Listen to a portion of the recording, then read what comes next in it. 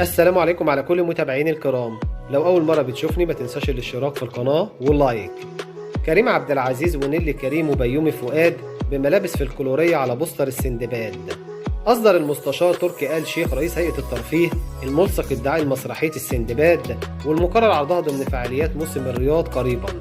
وظهر على الملصق الدعائي أبطال المسرحية الفنان كريم عبد العزيز ونيلي كريم وبيومي فؤاد وشيماء سيف ومصطفى خاطر.